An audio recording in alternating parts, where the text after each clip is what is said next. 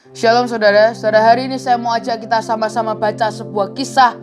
Ada di Kejadian 24 ayat yang ke-10.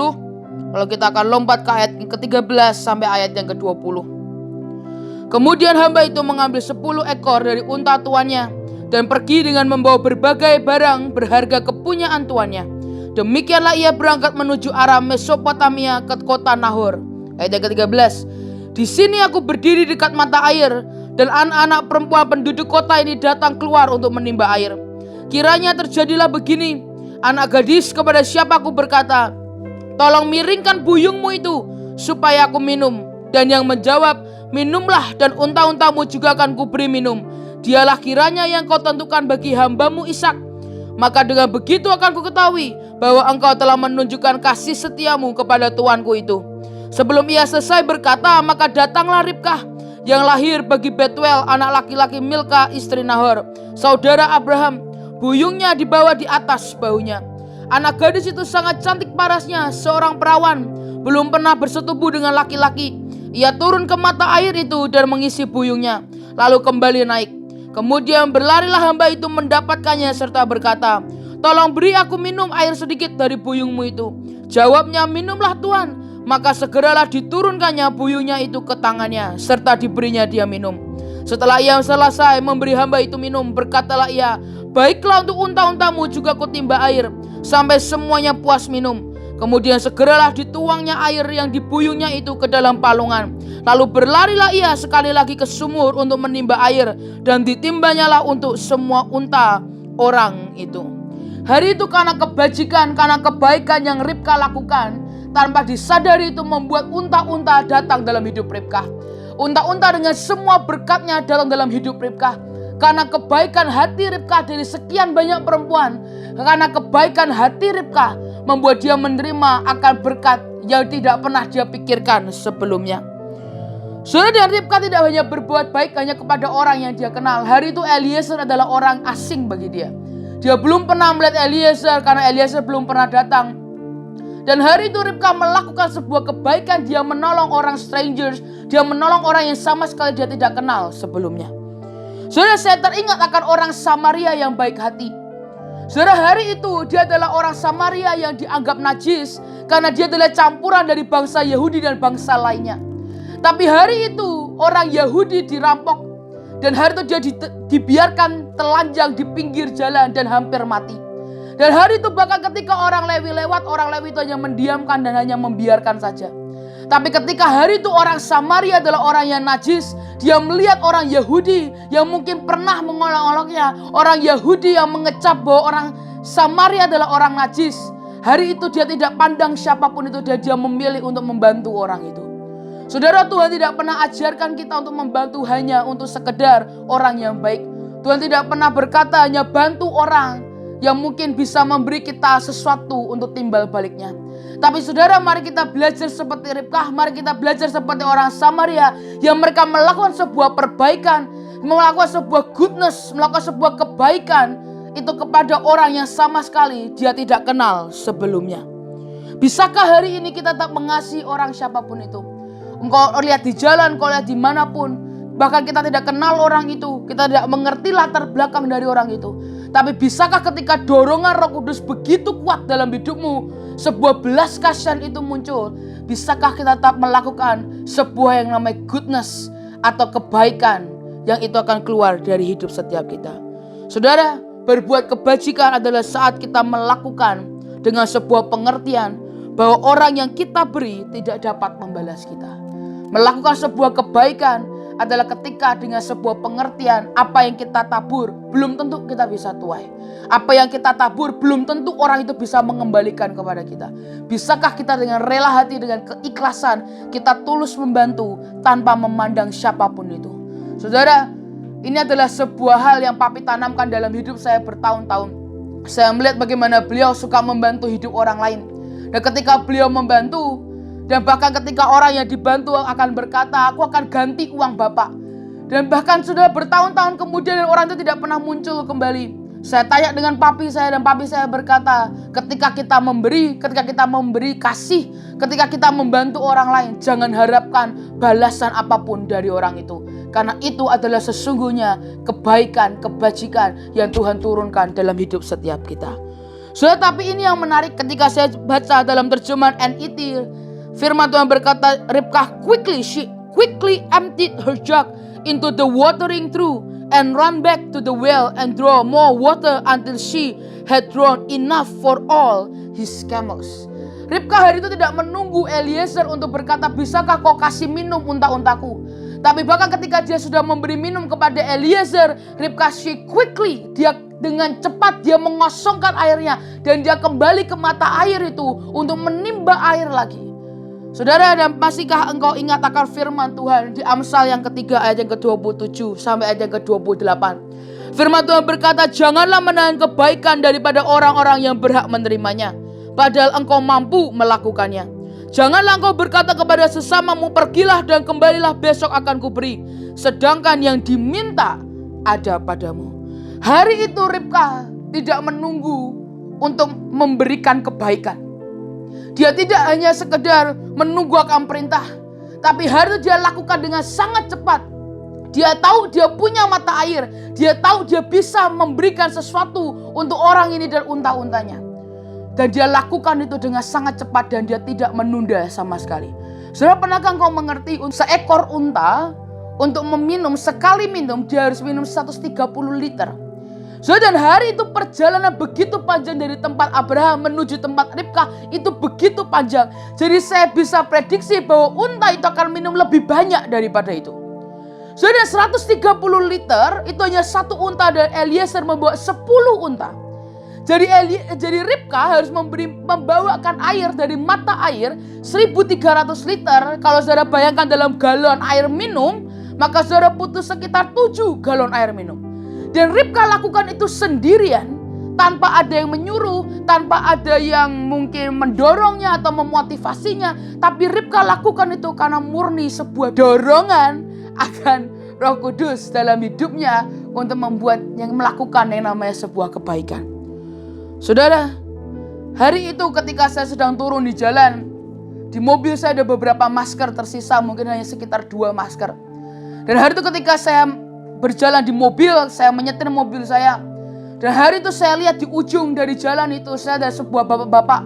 Ya, bapak-bapak ini sudah tua, dia sedang bersihkan becaknya, tapi dia tidak menggunakan masker. Saudara, sejujurnya, dengan semua kondisi yang ada, kita semua harus pakai masker dan segala macam. Tapi kenyataannya banyak orang di luar sana, mereka tidak menggunakan masker, mereka tidak tahu kenapa, dan mereka tidak punya masker. Dan hari itu ketika saya lihat itu, tapi kondisinya untuk saya memutar balikan mobil saya besar. Dan untuk kondisi saya memutar balikan mobil saya itu sulit. Dan jalanan begitu ramai dan saya coba abaikan bapak tua ini. Dan saya coba terus lurus dan tidak berhenti sama sekali. Tapi saudara, hari itu saya mengerti ada sebuah perasaan yang begitu mendesak. Tuhan izinkan saya untuk mengalami perasaan yang begitu mendesak. Sampai hari itu saya tidak kuat dan saya berhentikan mobil saya. Dan saya repotkan diri saya untuk memutar balikan mobil saya. Dan saya berhenti dan saya turun dan saya kasih masker itu ke bapak itu. Saudara-saudara, mungkin saudara tidak bisa lihat akan mata bapak itu. Tapi hari itu saya bisa ada sebuah ketulusan, kebahagiaan. Dia berkata, terima kasih ya dek. Saya tidak tahu harus beli masker di mana. Saya tidak tahu karena saya tidak punya uang. Tapi masker ini akan tolong hidup saya untuk menyelamatkan saya dari segala macam bahaya. Saudara, sebuah senyumannya, mata yang mengucap syukur itu menenangkan hati saya. Dan disitulah saya mengerti bahwa ketika yang diminta, mungkin hari ini kita berkelebihan dengan semuanya. Dan ada orang yang minta akan pertolongan kita. Dan ketika ada dorongan Roh Kudus untuk melakukan perbuatan baik itu, saya berdoa jangan di antara kita menahannya ataupun bahkan berkata kembalilah besok. Tapi jika apa yang diminta ada padamu, berikanlah itu kepada orang itu dan jangan menahan akan berkatnya. Saya dalam terjemahan Good News Bible lebih bagus dikatakan, whenever you possibly can, do good to those who need it. Never tell your neighbors to wait until tomorrow if you can help them now. Jangan biarkan, bahkan jangan mengucapkan untuk orang itu datang lagi besok. Tapi bahkan ketika engkau punya dalam rumahmu itu, dalam hidupmu engkau punya itu, dan Roh Kudus berkata beri, jangan tunggu waktu, Jangan berikan ruang, sedikit pun ruang untuk iblis masuk untuk mengintimidasi kita dengan semua pertimbangan yang ada. Jangan beri ruang itu. Tapi ketika Roh Kudus perintahkan, mari lakukan dengan sangat cepat. Mari kita lakukan dengan sangat cepat. 1 Timotius 5 ayat yang ke-25. Demikian perbuatan baik itu segera nyata. Dan kalau tidak demikian, ia tidak dapat terus tinggal tersembunyi. Saudara, perbuatan baik itu tidak akan tinggal tersembunyi. Karena itu didesain untuk tidak tersembunyi. Kenapa? Karena kindness is contagious. Saudara, kebaikan itu menular. Saudara, saya berdoa, apa yang kita lakukan mungkin tidak banyak orang melihat. Tapi apa yang saudara lakukan, mungkin ada beberapa orang di luar sana yang melihat. Saudara, dan saya pernah mengalami itu, saya pernah lihat dengan mata kepala saya sendiri. Hari itu kami ada di luar negeri. Papi masih hidup dan hari itu saya lihat Joshua. Dia melihat akan di luar ada seorang pengemis di luar dan dia sedang makan steak. Saudara, hari itu tiba-tiba saya lihat Joshua berdiri. Dia bawa steaknya, dia bawa pisau, dia bawa garpu. Dia keluar dan dia kasih kepada pengemis itu.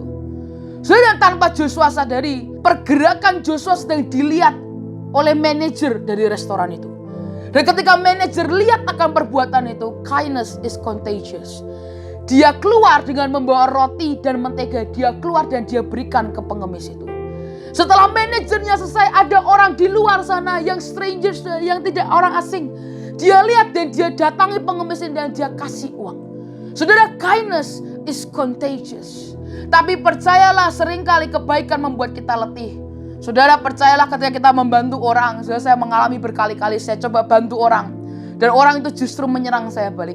Saya coba bantu orang itu dan orang itu malah kabur. Saya bantu orang itu untuk lebih dekat ke Tuhan. Tapi justru hari ini dia lebih jauh dari Tuhan. Sudah sering kali itu meletihkan. Tapi saya mau berkata demi kasih Tuhan. Jangan pernah menjadi jemu. Jangan pernah menjadi letih. Karena apa yang kita kerjakan, kemurahan hati kita, itu sedang dihitung Tuhan. Sepertinya seakan-akan itu tidak terlihat. Sepertinya seakan-akan tidak berdampak. Sepertinya seakan-akan tidak ada perubahan. Tapi untuk satu orang yang kita berkati itu, sesungguhnya itu membawa perubahan yang luar biasa. Mungkin hari ini kau berkata, Sal, tapi kita lakukan itu tidak bisa menghentikan kemiskinan di Indonesia. Tidak ada dampaknya. Saudara, jangan abaikan tentang sebuah yang namanya kebaikan. Saudara, karena apapun yang kau berikan, sedikit apapun itu sedang membuat dampak kepada satu orang yang tanpa engkau tahu, engkau sedang mengubah hidupnya. Saudara, saya kemarin anak-anak kami, mereka pergi ke jalan. Dan tiba-tiba dia kirimkan satu foto. Saya lihat bapak ini menangis. Saya tanya, ini bapak nangis atau bapak ini ketawa atau ini bapak apa? Dan tiba-tiba anak saya cerita, dia berkata, Ci, bapak ini tinggal sendirian. Dia pernah kena stroke dan dia sakit-sakitan, dia tidak bisa bekerja. Dan ketika kita datang, kita bawa makanan, cuma satu bungkus makanan, dia nangis. Dan ketika dia menangis, hari itu anak kami menawarkan, bolehkah kami berikan dukungan doa. Dan ketika anak kami mendoakan, bapak ini semakin nangis. Menangis semakin menjadi-jadi, orang di sekitar yang mulai berkerumun, mulai melihat. Dan bapak ini terus menangis, dia berkata, kok masih ada orang yang mau peduli dengan orang seperti saya. Saudara, dan hari itu hidup bapak ini berubah. Tapi bukan hanya hidup bapak ini, tapi hidup anak saya pun juga berubah. Dia melihat bagaimana hidupnya bisa menjadi berkat buat banyak orang. Tapi kemudian ada satu lagi anak kami yang lain. Dia lihat ibu-ibu setelah kerja di depan Indomaret. Dan ketika dia duduk di bawah, dia bilang, saya gak bisa beli minum, padahal saya haus. Dan anak kami masuk ke Indomaret dan dia belikan minum dan dia berikan ke ibu ini. Dan tiba-tiba ibu ini berkata, Dek, terima kasih ya. Dan kami beri hand sanitizer. Tiba-tiba ini berkata, memang saya ini bukan Kristen, tapi ketika adik datang, saya ingat akan lagu ini. Tiba-tiba ibu ini bernyanyi, aku percaya Tuhanku ajaib, kau turun tangan memulihkanku. So, dari hari itu ibu ini tiba-tiba nyanyi keluar dari hatinya. So, disitulah saya tahu, disitulah saya mengerti bahwa kindness tidak pernah memandang akan agama. Agama apapun itu, love is never fail. Dan hari itu hidup ibu ini berubah. Saudara, yang kita lakukan mungkin kecil, yang kita lakukan itu mungkin sederhana, tapi dampaknya itu dirasakan untuk orang-orang yang menerima akan setiap berkat kita. Saudara, izinkan saya membacakan apa yang papi saya ajari. Izinkan saya membacakan apa yang papi saya tanamkan. Dan saudara, karena perkataan ini tidak pernah hilang dari hidup saya, dan itu menjadi habit dalam hidup saya. Dan saya berdoa biar ini juga bisa menjadi habit buat setiap kita, bahwa goodness, kindness itu perlu disebarkan dimanapun dan kapanpun. Hari itu papi saya berkata, jangan pernah jemu dan letih melakukan sesuatu yang baik bagi orang lain, sekalipun semuanya seperti sia-sia dan tidak terlihat hasilnya. Karena semua kemurahan kita dihitung Tuhan. Orang yang berbuat baik kepada sesamanya sebenarnya sedang memberkati dirinya sendiri. Karena itu seperti meletakkan investasi dalam hidup orang-orang lain, dan kelak akan dapat yang terbaik. Jika kita memiliki sumur kelimpahan dalam hidup kita, maka kita selalu memberi lebih dari yang orang lain duga. Apapun yang kita berikan untuk memberkati orang lain, uang, senyum, doa, keramahan, tidak pernah ada kemurahan yang sia-sia. Karena apapun yang kita tabur akan kita tuai. Saudara, Ribkah juga adalah orang yang punya sumur kelimpahan. Saudara, setiap orang yang punya sumur kelimpahan dalam hatinya dan hidupnya, percayalah, dia tidak akan pernah sulit untuk memberi. Justru lebih baik memberi daripada sekedar kita menerima. Saudara, hidup kita diberkati dengan semua kelimpahan yang ada adalah untuk memberkati orang sesama kita.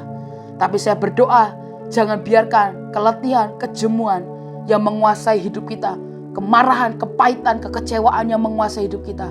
Tapi mari terus lakukan yang terbaik. Mari kita lakukan kebajikan dan kemurahan. Saya mau bacakan ayat yang terakhir. Mazmur 23 ayat yang ke-6. King James Version dikatakan, surely the goodness and mercy shall follow me all the days of my life, and I will dwell in the houses of the Lord forever. Saudara, pernahkah engkau mengerti kebajikan dan kemurahan adalah Tuhan sendiri? Tuhan pertama kali memperkenalkan dirinya kepada Musa dengan nama mercy and grace. Saudara, pernahkah engkau mengerti kebajikan, kemurahan, kebajikan artinya top, excellent, yang paling sempurna. Saudara, bisakah hari ini kita mengikuti jejaknya? Saudara, mungkin orang normal berkata, ya kalau kamu berkelebihan baru kamu boleh bantu. Tapi normalnya dalam Alkitab, firman Tuhan berkata, beri sekalipun itu melalui kekurangan dalam hidupmu. Jangan memberi sekedar dari kelebihanmu, tapi berikan dari kekuranganmu.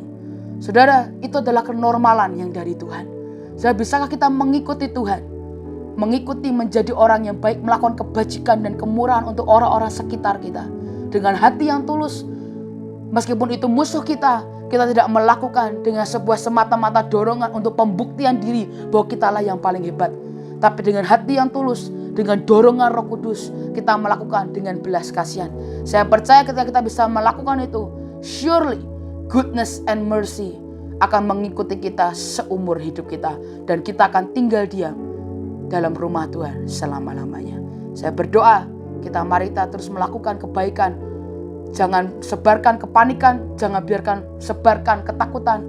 Tapi let's spread kindness and not fear. Mari kita terus sebarkan kasih Tuhan dimanapun kita berada. Jangan pandang agama, jangan pandang apapun status sosialnya. Tapi mari kita lakukan dengan kasih, kita lakukan dengan sukacita yang dari Tuhan. Percayalah apa yang kau lakukan, itu akan sebuah menjadi investasi yang luar biasa dan ajaib. Tuhan Yesus memberkati.